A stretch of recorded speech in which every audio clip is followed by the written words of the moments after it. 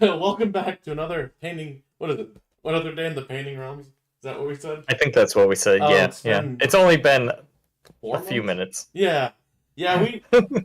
Life got crazy. We went into retirement, and then this new book came out, and you're like, you know what? Fuck it. This is a great excuse to hang out. So here we are. Indeed. Yeah. So yeah, I'm doing face cam because I have 40 ghouls that I could base, or I'm gonna build some Necron characters because their book just came out today. Either way, that's not really good watching, so face cam it is. And what do you got I going got on here? I got the mini wargaming Chaos Space Marines that came out. Oh yeah, So those are super I'm cool. I'm painting some of those guys. I remember you've been really excited about those for a very long time. Yeah.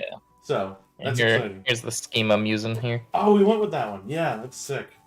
Oh, absolutely. Yeah, I love Yeah, that. no, I love it. It's corn, but like a little bit of flair.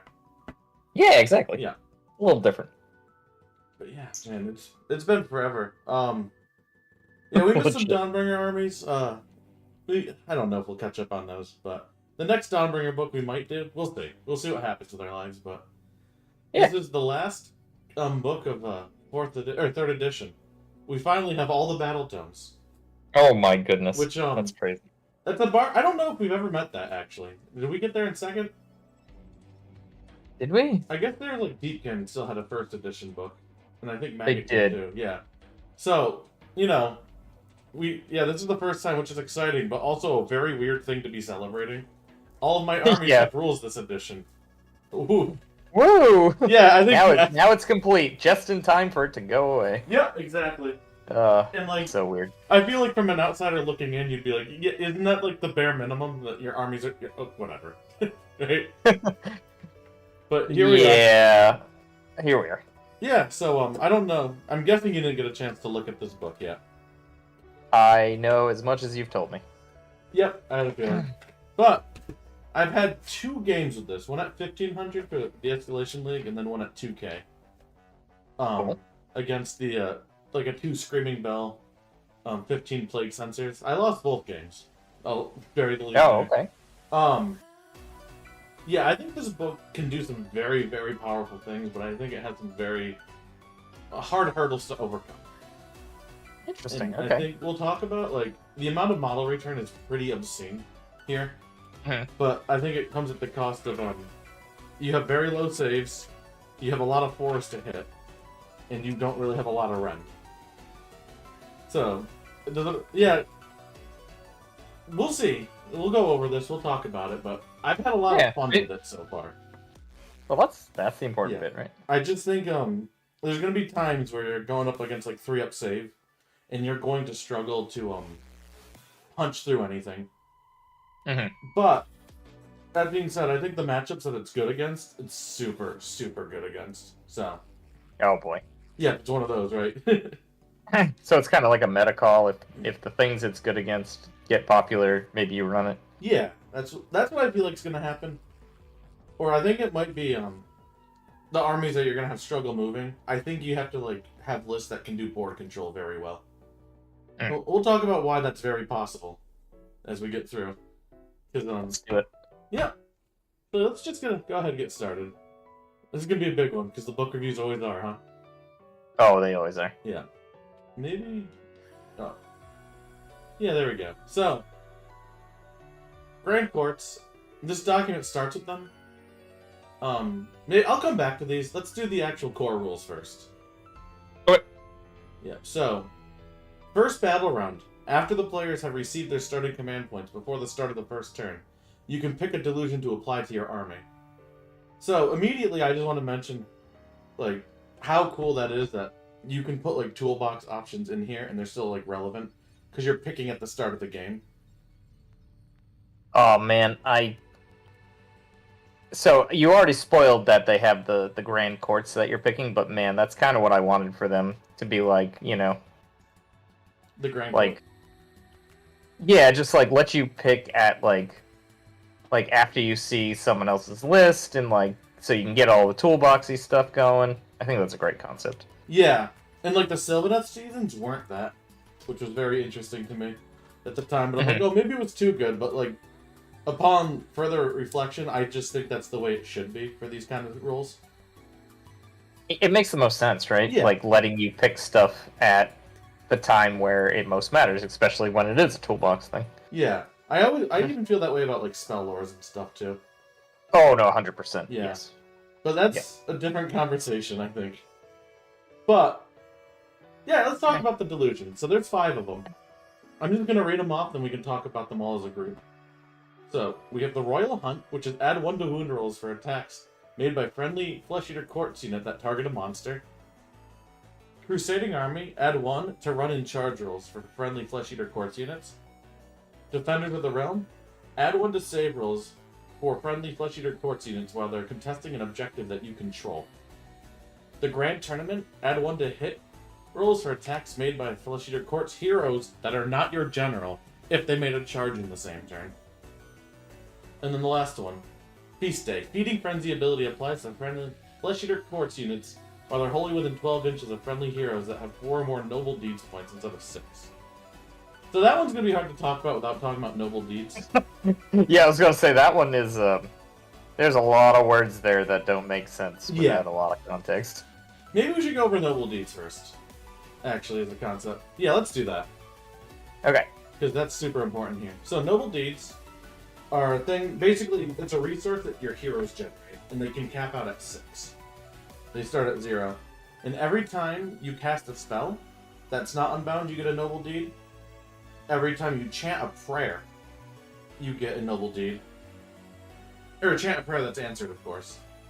And then the final one is for each damage you do in combat, you get a Noble Deed point, excluding mounts. Okay. Yeah, so they want your heroes to get in there, smack around. You also have a heroic action. Yeah, let's talk about that now. You have a heroic action that you roll a dice for each unit wholly within 12, and each 5 up you get a Noble Deed point. So I think the right play there is you put your whole army in like a 12-inch bubble around one hero that you want to rack up the deeds on. And then like, a lot of my games, I got like 3-4 points from that immediately. So it's you pick one and then you roll a die for everyone near him? Yeah, everyone wholly within 12. Oh, okay. So like a lot of my armies were like 7 or 8 units, right? So like he's right in the middle and you roll 7 dice basically. Yeah. Yeah, in each 5. So and what do the Noble Deeds do actually? That's important to talk about too. So if you have 6 of them, you have a 12-inch aura called Feeding Frenzy that's +1 attack. Oh, that's pretty good. Yeah. But not the crazy last it's not double last combat. edition. Yeah, not double combat. Which, yeah, that's a pretty big hit. But +1 attack is like a very good buff. Oh, yeah, for sure. Yeah, I'm not going to turn my nose to that. And there's going to be... And it includes mounts, too. So, like, things that have a bunch of profiles are going to benefit pretty heavily from Feeding Frenzy. And yeah, that's cool. Another thing you can do, too, is the returning the models rules change entirely. So in order to... Courtiers can return models. And instead of rolling, like, the dice, what you do is you spend a Noble Deed point. Each 1 Noble Deed gets a ghoul, or like a Serf unit back, which are like the 1 wound guys. Or you can spend 2 to get a knight back, which are the 4 wound or 3 wound guys, like the bigger ones. Oh, see, there's like a little bit of tension there of like, do I want the extra attacks or do I want the extra models right now? Yeah. And how many more can I gain in the near future so I can get that attack again? That kind of stuff. Yeah. And the return and then it makes... Go ahead. Oh, I was going to say, and then that makes the thing interesting, the Grand Illusion, if you have 4, because then you can still spend 2 to get a model back and still have your Feeding Frenzy if you're at max. Exactly, yeah. There's a lot of implications with that, for sure. Yeah. I like the, that it's written so it's at the end of the movement phase, too. And then you do the heroic action, so you can't, like, spend the points, bring the guys back, then do the heroic action. Mm-hmm. So it's, like, timed appropriately, too, for that whole sequence. And so you can't really super abuse it, but that's pretty good.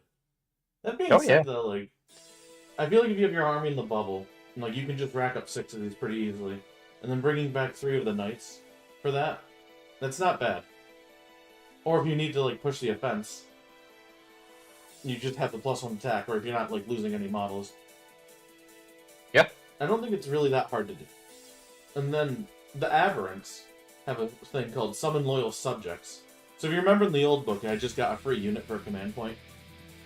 So what happens now is you can return a slain unit to half unit size, fully within 6s of a board edge, more than 9 away from all enemy units, for the noble deeds. Or for 6 noble deeds. So, it's like the Soul Blight thing where you only get half the unit back. That being said, though, renaming models which are not set up as part of the replacement unit count as been slain, and can be returned to the replacement unit using Muster Guard or Rally command ability. Oh, that's wild. Yep. So you can get the whole unit back. Yeah, exactly. You can get the whole unit back if you have like a courtier there ready to buff them up. Or like through whatever means to return, right? Yeah. So that's super good. Also, there's the implication too of you put them down, you deep strike them outside of 9, and then you return like 3 models. And then you get that much closer to them to make that charge. That's very interesting, actually. Yeah. Like, I kind of... That feels like a third principle, or third rail breaking, in a way. Of like, oh, this is like Deep Strike, it's outside of 9. Oh, joking. Yeah, I can return models, I can make charges guaranteed. Yeah, it's like, just kidding. Yeah, you also have that delusion that's +1 to charge, too. Right. Yeah, so... Like... Have you tried that out? Does it work out that way in practice? I haven't tried out that delusion yet. I tried the Feast Day one, which is the 4 Noble Deeds a lot. Because I didn't have, like, But that's, like, the interesting thing about it, too. Like, you have to get a unit killed. So you can't, like, turn 1 do this, either. Which makes it... Right. That is a drawback of it, too. Yeah, you can't just, like, Alpha Strike with them. Yeah. But, like... The other thing, too, there's nothing stopping you from having multiple Aberrants ready to go, and then returning multiple units in the same turn, either. You still have... Oh, interesting. Yeah, you can't replace a replacement unit, so you don't get, like, infinite of these, but... You could have a bunch come back on the same turn. Which... Oh, so if when you bring a unit back, if they then die again, you can't do it again? Correct. With them?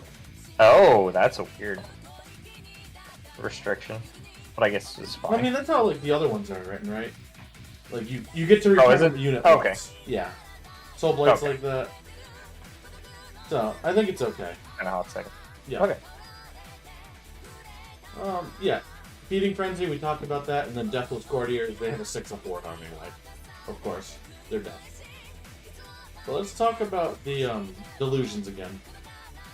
So, +1 to wound on monsters, add 1 to run and charge, add 1 to saves while they're contesting an objective you control. Add 1 to hit for heroes that are not the general, if they made a charge move. By the way, I don't think I'll ever take that. And then the Feast Day is Feeding Frenzy for 4 Noble Deeds instead of 6 Noble Deeds. What do you think of these as your options? I guess my first question is, can you see any time where you'd want to pick like one over the other depending on the army you're facing? Because I think that's like where this design space really wants to be, right? Royal Hunt is dead obvious to me. Yeah. Because it's add 1 to wound versus monsters. So yeah. Yep. That, I think... But is that one better than Feast Day? That's the problem, Against right? the Like, monsters? Feast Day's super good, it feels like. It does. Yeah. So, I mean, I guess if it falls into the spot where you're like, well, I could run this, but this other one's actually just better all the time, then it's kind of a non-choice. Yeah, But I guess the thing is... if it doesn't turn out that way. I guess the thing about the Royal Hunt is that it's always active, right? Like, you don't have to, like, worry about spending points to get units back and then losing your buff. That's true. Yeah. That's true. So I think there's, like, Well, but power in that. the feast day is like, it helps you get the guys back and keep your buff, right? And that's kind of the strength of it. Not if you're... Because you always have units, it, right? So say again? Not if you're returning entire units, because you still have to have the 6 points to spend to return the unit, and then you go down to 0. Oh, sure, but what I'm saying is Feast Day keeps your buff active more often while still letting you do things, right? Right. So, like, if you go down to 0, but then you're going to have an easier time getting that buff back, as opposed to just, like... So, yeah, while it's... I see what you're saying by it's not active all the time, but it increases the uptime of the ability, essentially. Yeah, I would agree with that, yeah. And I just think Feast Day But- is so good because you can do that Rousing Command heroic action immediately. And just, you can get up to 4 pretty reliably on turn 1. Yeah. So you can just have Right.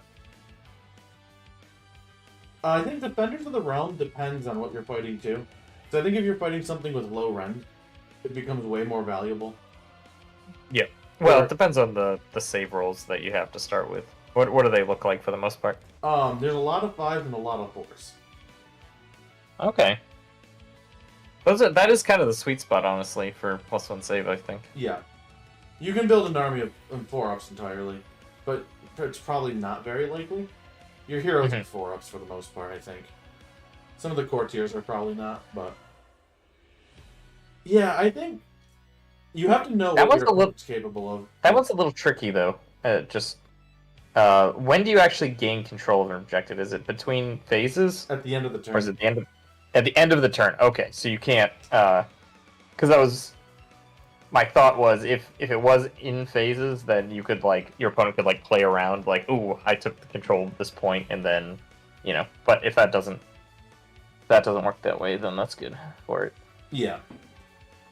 Which I guess it's if you hold the point, it helps you hold it easier.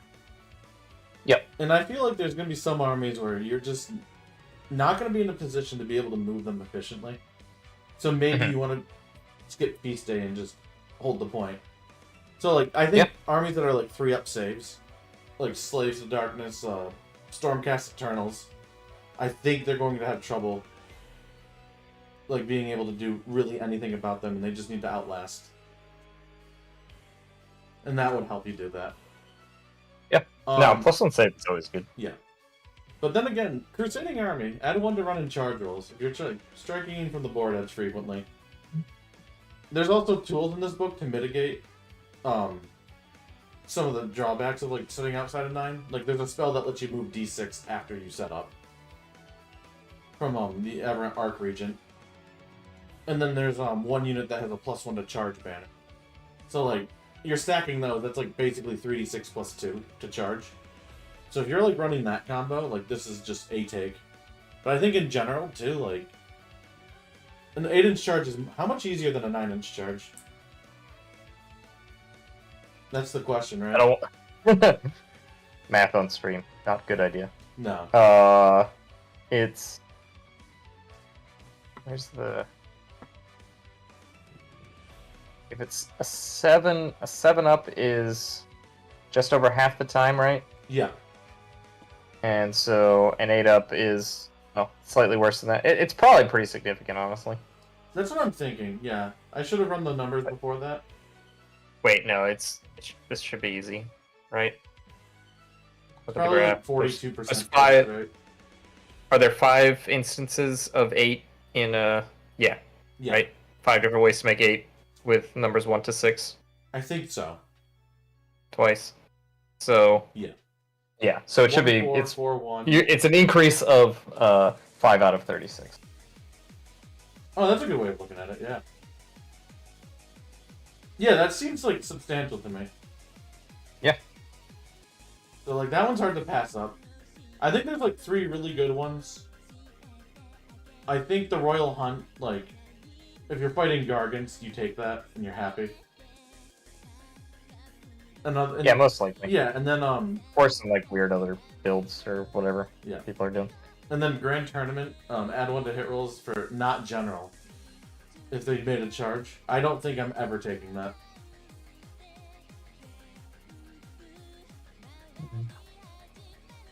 Why not the general? Is there just lore of he's presiding over the grand tournament, so he's not hitting anything? Yeah, exactly.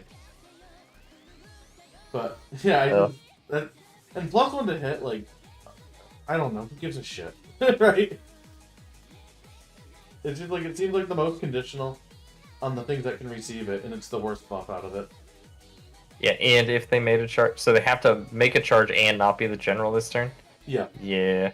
Well, the top one's very conditional, but because these are, you can pick at game time. Yeah. Makes it way better. Yeah. Yeah, exactly. So like, I think you build your list around like wanting one of these. I think. Yeah, I think you do too. And then you can pivot outside of it. But like, it's just awesome to have that pivot option. To be honest. Yeah. I think most of the time I'm either taking a Feast Day or a Crusading Army. But I'm curious to see how much value I think I can get out of Defenders of the Realm as the game goes on.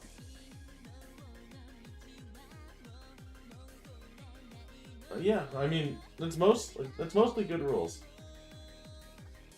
Let's see. I guess. Is there any kind? What's up? Is there any kind of like Alpha Strike thing that you can do with people on the board to get the Grand Tournament to be worth something? Or is it really nothing? I think 'Cause that's like one. there's a pretty good incentive to run very bad combat units as your general in this book. So like if you're running a bunch of Terrorgeists and stuff, right? Or like a Terrorgeist and a Zombie Dragon. And like Usharon or like some combination of those. And then your general is like a dinky courtier who wasn't gonna fight anyway. Right. I think it's the end of the world. It's just my whole thing about that is I don't think +1 to hit is like much to write home about. Yeah. Well, I mean, +1 to wound is roughly the same, right? You can't all-out attack out of it though, you know? Yeah. And it's like every unit in your army, not just your heroes that aren't your general that made a charge. That's true. Yeah, it really just it's just too conditional, isn't it? I was just trying to find some way that it can maybe be effective, but I think I'm with you. It's probably not much. I guess if you're doing like a big Gristlegore army and you have like a little foot wizard as your general, yeah, it might be doable. I just don't think it's better than the other options, but like I don't think it's embarrassingly terrible either, you know? Sure, yeah. It's just like there's probably something better if you look harder. Yeah, it's not like you're a guy with one attack, it's +1 attacks. Or something like that. It's just something very narrow. Yeah, but... Alright, let's talk about sub-factions while we're here. There's 4 of them. Just like the first book. So, Morgaunt. I think we'll talk about these one at a time because I think it's fun to talk about strategies instead of just going through all of them. Yeah. Morgaunt says, at the end of the turn, each hero that's contesting an objective generates 1 noble deed point. So I think the play pattern that they wanted you to have here is that you're bringing a bunch of units that you want to return models to. You have your courtiers and hanging out on objectives. They get a point every turn. And like with the Feast Day, that's like 2 battle rounds and they're full. Yeah, not even counting other things they can do to generate it. Right. It seems okay. I think. I'm not super high on this. And the other thing it does too is it makes your Crypt Guard battle line. So each one of them has their own battle line option tied to them. So I think that's fun. And I guess we'll talk about those as we get through the War Scrolls, but... Yeah, let's talk about the next one too, because I don't think there's too much exciting to say here. Yeah, I think we kind of already went over that one. I think its power depends on the power of the other ones also. Yeah. So this is the one that I hear the most chatter about, Hollowmorn. Makes your Crypt Horrors battle line. And all knight units get +1 damage on the charge, excluding mounts. Well, that's pretty good. Yeah. And so like, let's see, the mounted guys are knights. Most of their attacks are from their mount. But +1 damage from the Morbeg Riders. Yeah, that's on 2 attacks each. That's not terrible. And then the Horrors have 4 attacks each phase. And then +1 damage on each. Yeah, so they're damage 3. So yeah, this one's super good. And I think it's very obvious why. Yeah. It infects all of your knights too, so it's not even just the Crypt Horrors. So you can bring Crypt players here. You get the +1 damage on the charge too. So there's actually like build options here. with that too, which I really like. What do you normally think you run with this? Do you run the feast day normally to have that up and going more often? See, that's what I mean. Like, Because I think the feast day. +1 damage with +1 attack is just like that seems really good, right? Yeah, I think so. +1 damage with +1 attack. Yeah, you know what I mean. Yeah, I think if you're doing horrors mostly, yes. If you're like just running the double brick of 9 horrors, this is definitely you run feast day. I think you run the charge one, Crusading Army, if you're running more big knights. Because there's ways to deep strike them in turn 1 with another hero. And then getting the +1 charge from them and the +1 on the banner. And you want to, like... Oh, yeah. See what I mean? Like, and you're not going to really be able to get your noble deeds because they're going to be deep striking on the board. So I think you just want your charge bonus there. So, different options. Yeah, that's exciting. No, like I love the delusions though because there's just like those like sub builds that you can do.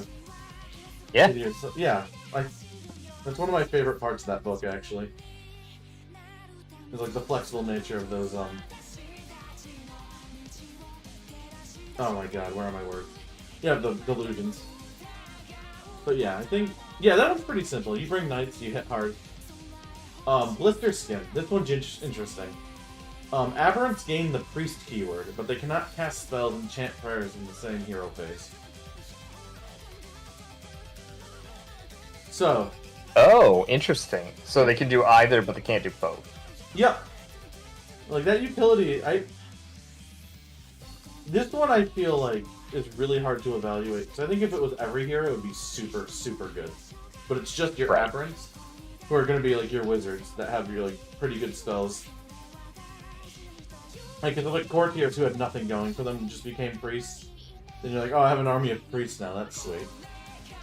That would be sweet. That being said, like, I think Curse is actually going to be very important in this book because you do have a ton of attacks, especially with Feeding Frenzy. Mm-hmm. So, like, maybe 6 to hit or Immortal Wound in addition will really help you punch through some high armor stuff. So, like, that option might be nice to have. But at the same time, yeah, this one's really hard to evaluate. Do they have any priests naturally? Yeah, there is one aberrant that's a priest naturally, yeah. Okay. And then there's one that's not a priest or a wizard, and it just like does these things called judgments, which work like prayers, but they're not prayers. So I guess you could benefit from that too. Interesting. Oh, so could they actually do a prayer and the judgment then at the same time? Yep. Considering it doesn't specifically restrict it? We'll read it when you go to the War Scroll, but yes, they can certainly do that. Cool. This makes players better. Yeah, that one too. This one seems okay. I feel like if you have a very specific plan and you know exactly what you're trying to do. Do they get any special prayers that you can use in this book? Yes, you have a prayer lore. Okay. So that might add value to this too. But yeah, I think getting Curse is very powerful, and it might be more damage against some armies than +1 damage on the charge, ironically. Just because of like how easy it is to like let's say you're against Nurgle like Chaos Knights. You're -1 to wound, and they're probably gonna be on a 2-up save on most of your shit, maybe 3-up. Right. Actually, yeah 2-up because they're all up defensing or Mystic Shielding, or both, and then they have the banner. So that might be your only way to punch through. Maybe not 5-4, so maybe that's just wishful thinking. You just don't do damage to them. We just don't fight that. You have to hide from them. Yeah. Okay. Yeah. Or maybe you just like when you get, count on the 3 damage. When you get, like, if one goes through, then I'm good. Yeah. When you get paired with them in a tournament, you just go to the tournament organizer and just like cheat the software to get a different pairing. Yeah. Just be like, oh, sorry, hang on. It looks like you got the pairings wrong. Yeah. Sorry, you made a mistake. You made a terrible mistake. That's so funny. No, friends, don't do that. And then the last one, Gristlegore, which makes your monster's battle line. And Savage Strike. At the start of your combat phase... Oh, it's your combat. I thought it was the combat. Never mind. Oh. the start of your combat phase, pick one Gristlegore monster on the battlefield. It gets strike first until the end of that phase. I remember that. Yeah. And I was about to argue, well, it's not actually as bad as it was in the second book when you had 14 attacks at strike first with your bite. No, you only have 5, so it's okay. But strike first It's is actually pretty even good. worse. Yeah. Yeah. Yeah, I really liked this one when I thought it was on both turns, but if it's just yours, that means you have to bring multiple monsters to actually get value out of it. Which that might not necessarily be a problem. But You don't actually, right? Because you strike first and then you get to pick again, right? yeah, so I guess you need to have multiple things in combat, and one of them being a monster. Yeah. Yes, Yeah. that is true. And yeah, and I just think it would be another monster because of their battle line. But at the same time, I guess it doesn't necessarily have to be. Yeah, that one's interesting. I think Hollowmourn's gonna be like the generically best one. It feels like it. Yeah. Which isn't necessarily a problem. I think Blister Skin has play. Morgan, I'm gonna have a lot of trouble bringing myself to run because I don't think the one Noble Deed turn is actually that impactful. And then there's gonna be things that make Gristlegore fun and later on in like the command traits and mount traits and that kind of stuff. But I think it's a fun list. I don't think it's gonna be like super competitive, but I think it will be like casualty rewarding. And maybe too, like when points change to match what they are in like. Because interestingly enough, Nagash is 965 in this, and then the monsters are 310. And we have the 5s back. So these points were written way before they changed their mind on how to do the points. So, I guess in the next balance update, we're going to get points to reflect that. And if the monsters go way down like they did in Soulblight, there might be something there, but so the points are right now, they're way too expensive, I think. So what you're telling me is they wrote this book beforehand, didn't update it, probably printed it forever ago, and we're just like, yeah, this is fine. Here you go. We'll just change it later. Yep. It's exactly Thank what I'm telling you, as a matter of fact. Your book is out of date immediately. Great. Yep. Oh, well. That's why I think they shouldn't print physical books, but that's Oh, just yeah. I would love the full digital indexes, and then they update them constantly, but, here we are. I get that the books are fun to have. I guess they technically do have that in the app, right? Because they do all the updates there for everything. But at the same time, you still need to buy the physical book to get it. Yeah, exactly. Which, yeah. Like, I don't care, like, yeah, I don't know. I don't love the physical books as much. They're fun to read. They're fun to have, but yeah, you don't need them. Yeah, I don't think so. Let's see. So we'll do the 2 heroic actions. We talked about one already, which was the arousing oration. That was a slip. So you pick a Flesh Eater Court hero, roll a dice for each unit wholly within 12, or each Flesh Eater Court unit wholly within 12. Each 5 up, you get a Noble Deed. So that's, yeah, this one, like, I think it's kind of army defining, or at least deployment defining, where you're just like, my guys are in a 12-inch bubble. This is what they do. So I think you want to get value out of this as much as possible. Yeah, you especially want to try to get to the right 4. away. Yeah. Yep. Especially if you're a feast day. But yeah, so that one's really So now you can do this on both turns too, right? You could like deploy, have go second, and you just like double this up, right? Absolutely, yeah. Yeah, that's at the start. That seems like a lot of points right away, right? Yeah, so you get like a couple guys at like 4. Maybe they're casting. Yeah, getting to max. Yeah. Yeah, it's a very powerful ability. Yeah. Yeah, because I think like when it does fall off though, right? Yeah. Like as you start playing, obviously. Yeah, it falls off because you didn't need to use your points, or like you're done bringing things back from the dead. Oh no, I meant that it falls off because like eventually you're gonna have to spread out and like do different things and not just like be in this bubble. Yeah, also that too. You're right. Yeah, that's awesome. Yeah. Let's see. And then the other heroic action is Scent of Blood. Pick a Flesh Eater Quartz hero, roll a dice. On a 3-up, you can make a d6-inch move with that hero, but it must finish the move more than 3 inches away from all other enemies and closer to an enemy unit that has any wounds allocated to it. So, Okay. the first thing I thought, I was like, oh, this is like out of phase movement. That's usually pretty good. And then I thought, on a 3-up, move d6, but you have to move closer to a wounded thing. That is a lot of caveat. Yeah, it is. Right? And like, And it's on a 3-up? Yeah, like, a 3-up d6. So, I think you need to roll high to get value. Do you have any ranged? You have attack? one ranged hero that's a 10-inch range. That's not useful. Yeah. I was like, can you like shoot something in the previous turn and then you get to do it? Or no, not really. You have to be like stuck in combat and then it can like get there quicker. I guess that's how to think about that one. Yeah. But it's not like you're not like engaging something new with that at all. Yeah, like on a 3-up, add d6 to your movement, essentially. Yeah. Yeah, it's not great. Because normally you want maybe not always. I was gonna say normally you want those like before you engage to like get things there, right? Yeah. But maybe not in this case as much. I don't know. Or maybe it's not entirely the case. Or maybe you're just hoping that your opponent miscast real bad and you're like, I'm in. It's like, got you now. Yeah. I don't know. This one, I feel like this might matter one in like 20 games. Because there's going to be a time where you're like, I desperately need the movement, I get it. And it made a huge difference. I got a combat that I wasn't able to. Yeah. But interestingly, like, you can do this on Terrorgeist and stuff, too. So, like, making them basically get a free run. Yeah. I mean, it's possible it'll be good. I don't know.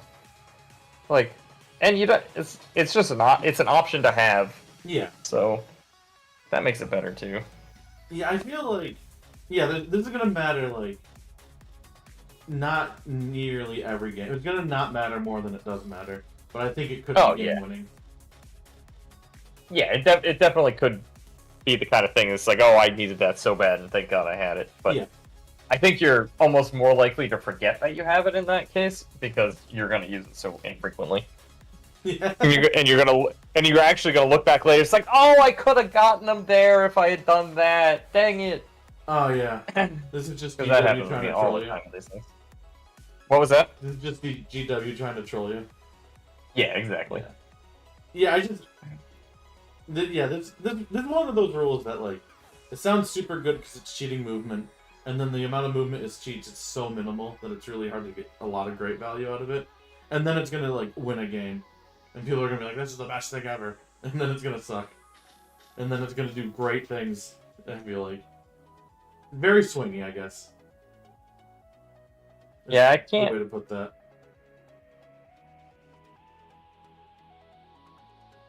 Like, what's... The average movement on it is very low. Yeah, it's just... But it is swingy. Yeah, it's like, it's conditional.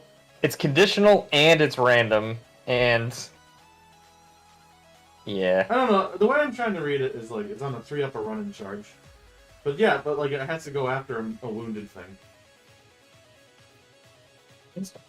Well, you only need to finish closer to a wounded thing. The wounded thing could be way in the back, right? Yeah. Like forever away. You move a millimeter closer to that thing, but you move towards the target you care about. Yeah. Yeah, you can certainly do that. It feels like the kind of ability that, yeah, you're gonna be grateful when you have it that one time for something, but yeah, exactly. I don't think it's like defining in any way. No, I don't. I think we spent too much time on it, actually. Oh, you certainly did. Yeah, I agree with that. Let's see. And then we have 2 monstrous actions. We have Delectable Appetizers, which is a stomp on a 3-up. But for each wound it does, it heals you D3. For each wound? Ooh. Yeah, so it has to be done on 1 or 2 wound units, unfortunately. Oh, heals 1 unit. Oh, 1 wound. Oh, okay. Yeah. So, like, the Terrorgeist. I thought you were saying for each wound it heals D3 wounds, and I was like, dang, that's a lot no, of healing. No, yeah. It's just some, yeah. A D3 healed, like a health drain. Yeah. Pretty no, decent. gotcha. Yeah, I've used that in the past. Not better than Roar, of course, but I don't hate it. Yeah. And then the other one is the Blood-Curdling Scream, which is on a 3-up, subtract 2 from the Bravery characteristic of that enemy unit. The Charnel Throne actually shuts off Inspiring Presence, but I still don't think I'm using that frequently. If you see the opportunity, I suppose. But they also happen before combat, so it's like, I don't know. That's the thing. The thing that's weird about Bravery is you have to know that you're going to attack something and not fully kill it. Yeah. Right? And I think generally speaking, you're trying to set up that you do fully kill something in some way, so it decreases its value. Yeah, because you don't want to like get counterattacked with your squishy army. Right. Yeah, I don't love this. And like I know there's like some Bravery bomb builds that you could probably do here. But yeah, without it's probably not going to be useful. Yeah, this it's not even like I'm not even sure how amazing this is to have, but I think you're always better off doing like a Stomp or a Roar or the Delectable Appetizers or a Stomp. Yeah, you'd have to be on like monster number 5 to be like, yeah, all right. Yeah, exactly. And it's like, okay, so you have to be on monster number 5. It has to be near your prone, or else it's just gonna Inspiring Presence anyway. Right. Yeah, I don't like this one. Yeah. Moving on. It feels like, yeah, it feels like we have one good heroic action, one good monstrous action, and then one bad of each also. Yep. Which is okay. Yeah. Yeah. I think the rousing command or the rousing oration is extremely good though, and I think it's been a lot of fun to play with. And I just think the racking up noble deeds early is what this book really needs to do to succeed.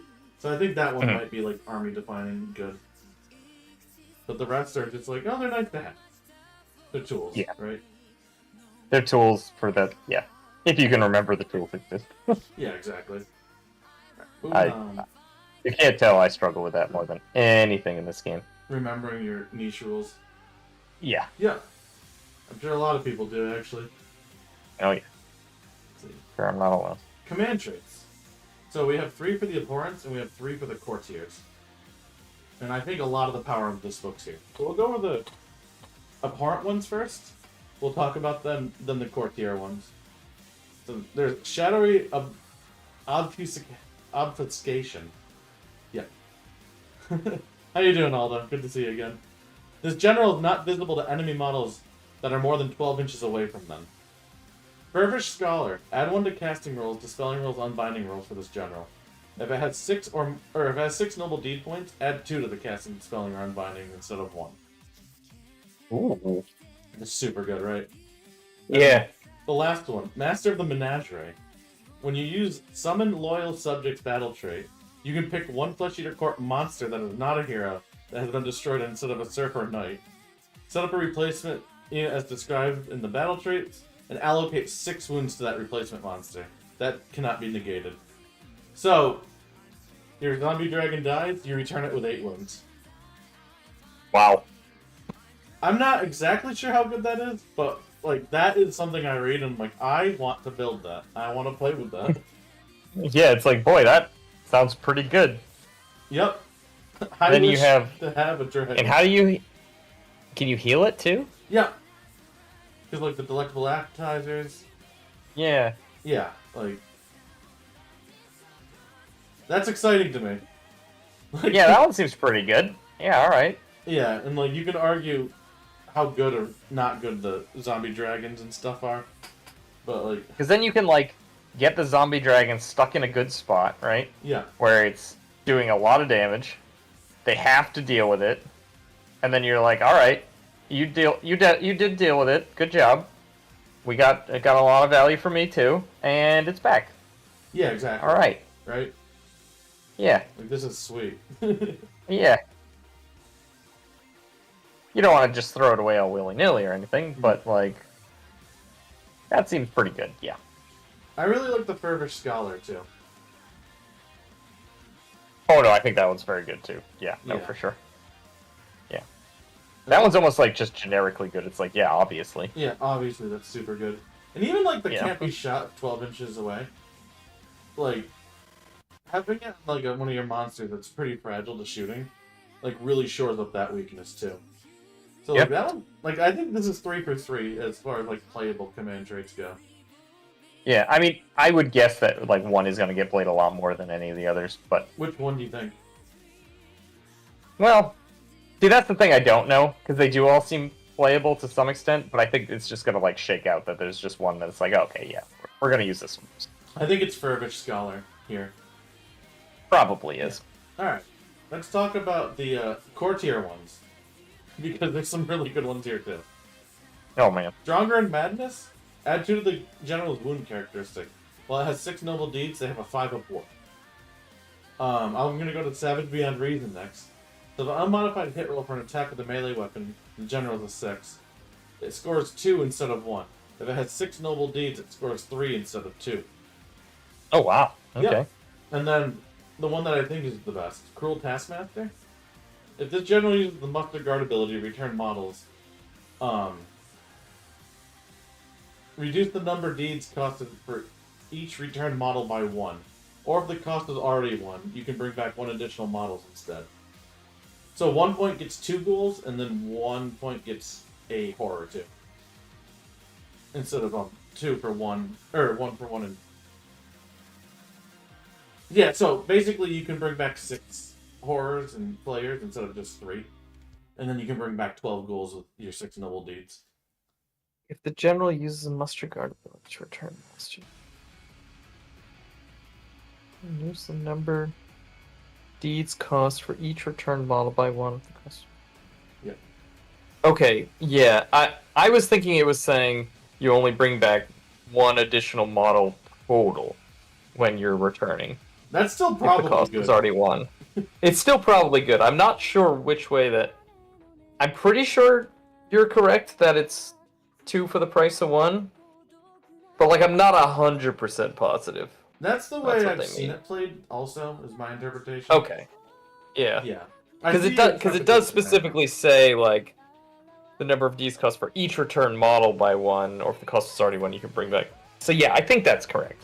But Yeah. I could see a world where it wasn't. But yes, no. Yeah. Obviously, that seems incredibly good, though. This just seems so hard to pass up. Like, I think, Yeah. yeah, that's super. It might be too good compared to the rest, but, like, honestly, like, this is a really good selection of command traits. Yeah. Yeah, I think it's Cruel Taskmaster, the Fervish Scholar, and then, I think Shadowy Obfuscation, Master of the Menagerie definitely have play. I'm not so sure about the Savage Beyond Reason and Stronger in Madness. Because, like, 2 wounds and a 5 up ward, that's nice, but you're only putting it on, like, little foot heroes. And it brings the Right. Bargulf to 10 wounds, which is a terrible wound place to be, because you don't get Lookout Sir anymore. Yeah. And then, Exploding Sixes is really good when you have really good attacks, actually. So that might be good on the Vargulf. Yeah. But yeah, I don't know how you pass up just getting back, like, Double the guy. way more units than you should. Yeah, exactly. Like, is that one just better than all of the Aberrant ones, too? What do you think? It depends, because I think Plus 1 to Fervish- cast is really good. Maybe plus 2. Yeah, Fervish Scholar might be good, because it's plus 2. And if you can do the heroic action from the guy on the throne, and the throne also gives you D3 noble deeds. You might be able to, like, get plus 2 to cast on turn 1, and then you can do the deep strike trick with the bats way easier. Or whatever Right. deep striking was. Yeah. Yeah. The pen. Cruel Taskmaster is definitely the best one. We're trying to talk about if there's a world where you take other ones. Yeah, oh I yeah, think yeah. Fervish Scholar makes a lot of not sense. sure. And I think Master of the Menagerie, to bring back the zombie dragons, If those points change, there might be a Gristlegore play, but I'm not entirely sure. But if not, like that does seem like a casual like 3-2 list, really fun to do too. Like Right. I'm taking that command trait at some point. I'm bringing back a zombie dragon. Like that sounds so much fun. But it's a pretty good suite. I just think Cruel Taskmaster is the best. Yeah. No, it really does seem it. Yeah. What about the treasures? We'll do the same or the What's the range of Mustard Guard? within 12. Within 12. Okay. I think it's wholly within 12 too. Probably. Let's double check. Oh, return one flame model to a search unit that is within 10 inches. Oh, so within 10. That's way better than wholly within 12. Yeah. Oh, that's really good. Okay. Let's talk about artifacts. So there's 3 for aberrants, 3 for nobles. Royal Treasury. So aberrants get Grim Garland, which is a 9-inch bubble of a -1 bravery. Blood River Chalice is a once per battle, heal 2d3. You can do that in the hero phase, either one. And then Heart of the Gargant. Once per battle at the start of the combat phase, the bearer can use this artifact. If they do so, add 1 to the attack characteristic of melee weapons used by the bearer and their mounts in that phase. I'm not in love with many of these. I think Blood River is probably my favorite one here. Just to like keep you alive. +1 attack. I mean, that's pretty good, except stacks with Feeding Frenzy too. So it's like once per game, your Terrorgeist gets 6 bite attacks. Like, and then It's quite a lot. yeah, 9 claws and then 6 of the Rider claws. Like that's some good hurt. But I think it's Blood River Chalice for me. What do you think? That's a lot of healing. Yeah, 2d3. And it's 2d3 is definitely more consistent than 1d6. Plus just straight more also. But Yeah. Alright, cool. And then I think that's the play. I think that's the play too. And then Noble Heirlooms, which are the courtier heroes. There's 3 here as well. We got Metal of Madness, which is once per battle the bearer can issue a command without a command point being spent. They're treated as if they were the general to do so. Flayed Pennant, 12-inch bubble of reroll charges. And then the last one is Carnal Vestment, which is the bearer gains the priest keyword. I think the priest keyword is definitely the top pick here, right? Like no. Yeah, and that one doesn't have the restriction that they can't. Oh no, courtiers aren't wizards already, They right? aren't wizards already, yeah. Okay, all right. I see where you're going. I was gonna say that. Yeah, that doesn't have the restriction that the other one has. Weirdly, Yeah, but if they're not already wizards, then yeah, that doesn't matter. yeah. And like we'll get more context of like what being a priest means in this book with the prayer lore. But Right. I think Curse is always a good option in this book because you have a huge amount of attacks. And you have like attack Sure. buffs too. So I think yeah, Curse is never bad here. I like Flayed Pennant too, which is the 12-inch reroll charges bubble. Because you do have a hero that deep strikes, and that can really help. Oh, but he doesn't. No, but he can't take that. Never mind. That one's only okay, I think. And then once per battle, a free command point. It's not terrible, but I'm not writing home about it yeah, either. exactly. I think it's Charnel Vestments. Then from the Aberrant, it's Blood Chalice. Yeah, that makes sense to me. I think so. Let's talk about spells.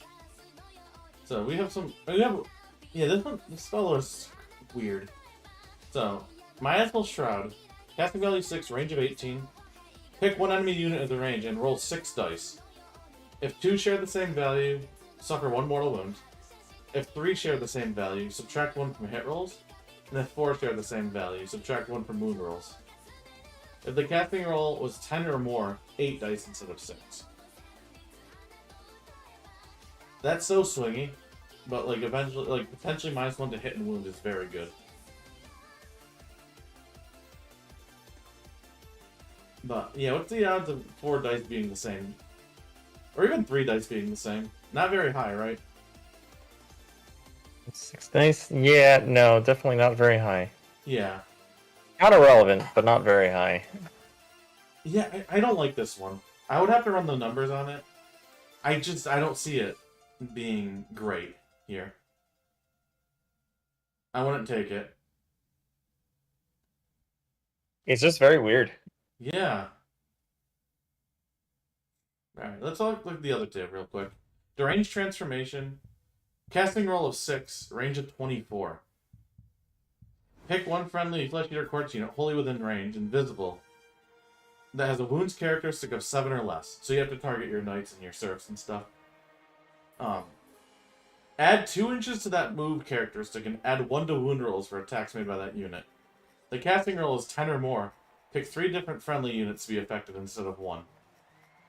Yeah, +2 to move, +1 to wound. Super good, right? Yeah. Like, I think you automatically take this at least once. Like, that might be book defining. Like, one of the best things you can do here. Especially when you have, like, the +1 to charge, too. Like, you can get where you need to be very fast. Base movement 7, so you're going to 9. Yeah. Great spell. Yeah, that is so powerful. Yeah, and wholly within 24, too. Like, that is a crazy range. So, like, you can do it from your throne pretty reliably, too. And last one, Crimson Victuals. Casting value of 6, range of 18. Pick an enemy unit within range and a friendly Flesh Eater Quartz unit. The wound characteristic of 1 within 6. The enemy unit suffers D3. And then for each slain model, you return 1 model to the friendly unit. The casting value is 10 or more, it's 2d3 mortal wounds instead of d3. So Greater Arcane Bolt with a little bit of res. So now, that doesn't have the restriction of unmodified cast roll either, so you can get +2 to it? Yep. I'm not sure if that Interesting. stays. That might be an FAQ early. They usually FAQ that stuff, but if they don't... They do usually FAQ that, yeah. Well, you would think they'd figure it out by now, considering how often they FAQ Did they write all of the books at the beginning of 3rd? Dude, I don't know. Or right before... Yeah, I don't know. But yeah. That might... Yeah. They could probably fix a lot of this stuff with the core rules, too. Like, they could just put a core rule that you can't move after being set up unless otherwise noted. Instead of having to FAQ that rule a million times. Dude, you know, I remember when 7th edition 40k just had, like, so many keywords that it was impossible to keep track of, and they were like, we're not doing that anymore. Well, you can do it a little bit. Yeah, you took the wrong lesson away from that. Yeah, it's like you learned that all keywords are bad when it's not the case. No, it's not the case. Nested keywords. You can do a little, yeah. Excessive keywords are bad. Like when I have to look at Terminator armor and then realize Terminator armor is the thing that has deep strike and something else associated with it. That's bad. I remember one game. I have to like dig multiple layers deep. I remember one game you couldn't figure out where you got your deep strike. You're like, I know I have it, I just don't remember where. Oh yeah. No, that's exactly what it was. Armor. Yes. Oops. Yes. That's why I remember that so vividly, because I'm like, I know I have this, but I don't know why. Yep. But yeah, so they could do a little bit more of that, but... Yeah. Overall, I don't think I'm ever taking Miasmal Shroud. I'm always taking Deranged Transformation, and Crimson Victuals is fun. That's the way I would describe that. Yep, that sounds right. Yep. And then we have 3 prayers. Bless this meal. That's so funny. Range of 18, value 3. So on 1 dice on a 3-up. Pick an enemy within range invisible to the chanter. Each time a model from that enemy unit is slain, you can heal 1 wound allocated to friendly Flesh Eater Quartz unit within 6 inches of that enemy unit. So that might be a really good way of, like, being able to keep your monsters alive, too. And just like, you pick a unit, you hit it, and then for each wound they deal, they heal them. Or for each model they kill. Yeah, you need the right opponent, because I think if you're running against, like, ogres or, like, other horror blocks, some things with a lot of wounds, like, it's way less good. I guess, like, the average unit is, like, 5 or 10 models. Yeah. It's better than a D3 heal, which a lot of the heals are that. I kind of like this one, actually. It's not my favorite, but I kind of like it. Let's see. Summer King's Favor. Range of 18, value 3. Pick a Flesh Eater Quartz hero within range and visible to the chanter. Till your next hero phase, that hero gains 1 additional noble deed point each time they slay an enemy model. Yeah, I don't see that one being super good. Because like a lot of the Probably not. courtiers just like aren't great attacks. Vargulf is, and then like some of the Aberrants are. There's a lot of like 5 attacks, 3/3s, -1, 2 damage, you know? Mm-hmm. Yeah, I just think you're better off with other prayers. And then the last one, Carnal Conviction. Range of 3, or range of 18, value 3. Pick a Flesh Eater Quartz hero unit visible, and then you give them a 5-up ward. Tried and true, right? Yeah. Yeah. So, yeah, Carnal Conviction I think is the take. Then Bless This Meal is fun. And I think you need to have, like, specific build, or yeah. You need a monster to make that work, I think. Yeah. And then, Summer King's Favor, I'm not sure. I think I'd rather do Curse. Mount Traits. We'll go with the Royal Zombie Dragon first. So, we can improve the Ren characteristic by 1. We can give it a Deep Strike outside of 9 anywhere on the board. Or we can give it a 12-inch bubble. For Flesh Eater Quartz monsters wholly within 12 inches of this unit, add 1 to hit rolls. So that's obviously like your Gristlegore monster list. You get your General with the Returning Zombie Dragons command trait, and then the bubble of +1 to hit. And life's pretty good, you know? Yeah. Yeah. Yeah, that does seem pretty good. Yeah.